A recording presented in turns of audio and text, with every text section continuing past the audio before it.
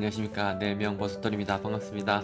오늘은 보복하지 마십시오 라는 내용으로 한번 말씀을 드리고자 합니다. 제 아시는 분 이야기를 한번 할까 싶습니다. 제가 이분을 미워하거나 비난하려고 하는 의도는 전혀 없습니다. 전혀 없고 단지 법담을 나누기 위한 예시이기 때문에 오해는 하지 않으셨으면 좋겠습니다. 이분이 여자분인데요, 골목길에 운전을 했답니다. 막다른 골목길에서 차가 이제 서로 못 빠져나온 거예요. 그래서 한 차가 이렇게 비켜줘야 되는데요, 내가 비켜주느냐 아니면 상대방이 비켜주느냐 이런 상황인데요. 그런데 상대방 차에서 다짜고짜 막 이렇게 상욕을 막 하면서 비켜라 하면서 막 이렇게 이야기를 했다는 거예요. 그리고 이제 뒤로 후진을 하고 이렇게 했답니다. 후진을 해가지고 양보를 해줬는데도 불구하고 그 사람이 지나가면서 삿대질을 막 하면서 욕을 하더라는 겁니다. 양보한 것도 이 사람이고 그리고 잘못한 것도 전혀 없는데, 근데 아무 이유 없이 그 사람이 상욕을 하면서 자기가 비켜준 것도 아니면서 그렇게 기분 나쁘게 했다는 거예요. 이분이 너무 기분이 상하더라는 거예요. 그래서 경찰서를 갔어요. 차량용 CCTV를 돌려보니까 정말 이분이 잘못한 게 하나도 없는데 그 사람이 일방적으로 막 욕을 하면서 삿대질을 하면서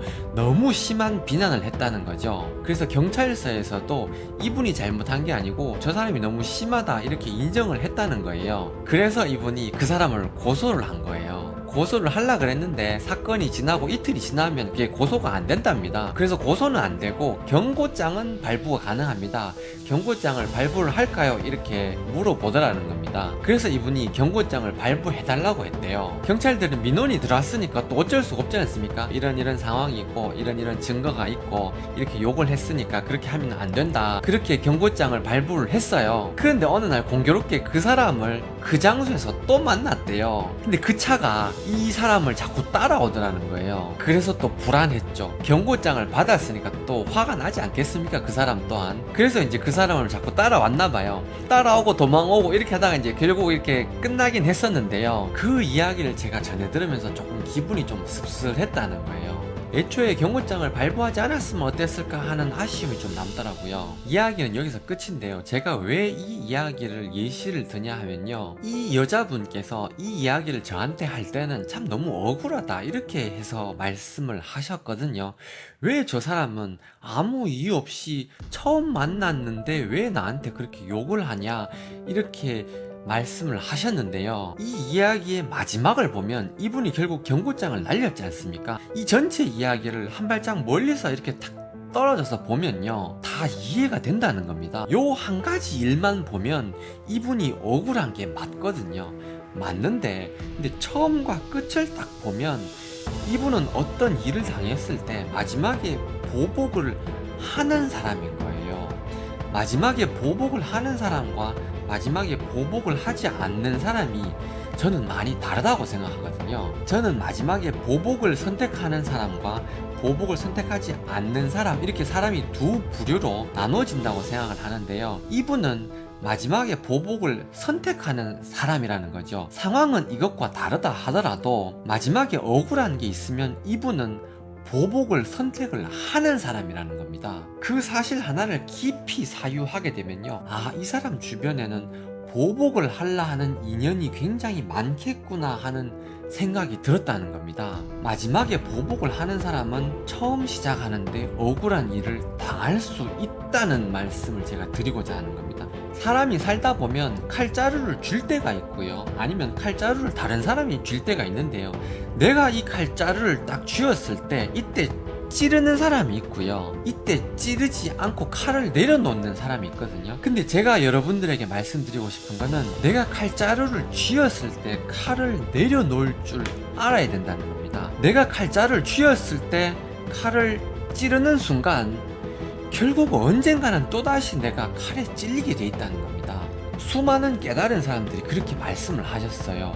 이 세상은 알고 보면 억울한 사람이 하나도 없다고 이렇게 말씀을 하셨는데, 그게 다 결국 내가 자초한 행위라는 거죠. 내가 지금 찔렀으니까 결국 찔림을 당한다는 겁니다. 돌부리 하나에 넘어지는 것, 아니면 뭐 점심 내기 사다리 타는 거, 이거 하나하나가 다 우연이 아니라는 거죠. 우연이 있느냐 없느냐에 대해서 제가 깊이 생각을 해본 적이 있거든요. 그때 제가 내린 결론이요, 아, 우연이 하나도 없구나. 여러분들이 이 재미없는 제 영상을 보고 계시는 것 또한 원인이 있지 않습니까? 저와 인연이 있거나 그리고 우연히 클릭을 해서 여기 들어왔다 하더라도 우연히 클릭을 하려 그러면 내가 관심 있는 그런 카테고리가 있으니까 유튜브가 이렇게 추천 영상으로 해서 이렇게 추천을 받아보신 거 아닙니까? 그래서 클릭을 하게 된 거 아닙니까? 정확한 원인을 모르니까 그걸 우연이라고 이름 지었을 뿐이지 알고 보면 우연이라고 할 만한 게 하나도 없다는 겁니다. 결국 이 여자분이 제 아시는 다른 분하고 이렇게 말다툼 하는 걸 제가 이렇게 목격을 했는데요. 와, 그 말다툼 하는 장면을 봤을 때 이분이 완전히 이렇게 눈이 뒤집히더라고요. 와, 저 사람이 저렇게 변하는구나 하는 걸 봤다는 겁니다. 그러면서 굉장히 좀 안타까웠어요. 그러면서 굉장히 짠한 마음이 들더라고요. 이 여자분은 너무 착한 사람이었던 거예요. 그래서 주변 사람들이 자기의 작은 권리를 침해해 왔을 때 이건 내 영역이야 이렇게 영역 행사, 권리 행사를 했어야 됐는데 그렇게 행사하지 않고 계속 참아왔던 거죠. 성격이 싫은 소리를 못하기 때문에 그냥 본인이 참고 마는 거예요. 그렇게 하다 보면 참고 하다 보면 어느 순간이 폭발할 수밖에 없는 거거든요. 제가 살아보니까요, 착한 사람 주변에는 나쁜 사람들이 굉장히 많을 수밖에 없어요. 왜냐하면 이 사람이 결국 주변 사람들을 나쁜 사람으로 만들더라는 겁니다. 주변 사람들이 돈 빌려달라면 돈 빌려주고 뭐 좀 도와달라면 도와주고 이렇게 자꾸 착한 사람 행사를 하다 보니까 주변 사람들이 자꾸 나쁜 사람으로 되어가더라는 겁니다. 착하다는 건 반대로 악하다는 거거든요. 그 착한 사람 마음속에는 악한 게 들어있다는 거거든요. 어떤 상황이 주어지면 그 마음속에 내재되어 있던 그 악한 게 이렇게 탁 튀어나온다는 겁니다. 절대 착하게 살지 마십시오. 착하게 살지 않으면 내가 남을 욕하지 않게 되어 있어요. 내가 자꾸 착하게 살라 하니까 그렇게 살지 않는 사람 보고 비난을 하는 거거든요. 이 여자분을 제가 비난하려고 말씀드린 게 아니고 이 여자분의 이야기를 통틀어 가지고 우리 자신을 보자는 거죠. 한 발짝 멀리서 이렇게 바라보면 아, 이 여자분이 결국 그 모든 것을 자초했네 이런 말을 할 수가 있지 않습니까? 그것처럼 내가 내 인생을 보면 내가 지금 겪고 있는 고통, 고난들 그게 다 내가 자초한 게 맞더라는 겁니다. 다시 처음 이야기로 되돌아가서요. 사람이 살다 보면 내가 칼자루를 쥘 때가 있어요. 내가 돈을 쥘 때가 있고 내가 명예를 쥘 때가 있고 내가 명분을 쥘 때가 있거든요. 그때 자비를 베풀어야 된다는 겁니다. 그때가 바로 용서를 해줄 절호의 찬스라는 겁니다. 그때 여러분이 상대방을 용서하게 되면 똑같이 내가 용서를 받게 됩니다. 내가 칼자루를 쥐었을 때 이렇게 내려놓을 수 있어야 악인의 고리가 끊어지고 내가 그 사람을 용서하는 길이고 그게 나 자신을 용서하는 길이고 내가 구원을 받는 길이라는 겁니다. 제 영상을 보시면서 마음 공부를 하시던 아니면 경전책이나 성경책을 보시면서 마음 공부를 하시던 간에 그 마음 공부를 한 공덕은 절대 어디 가지 않습니다. 세상에 공짜가 없듯이 헛고생 또한 절대 없습니다. 저는 그래서 마음 공부하시는 분들 보면 이렇게 박수를 쳐드리고 싶습니다.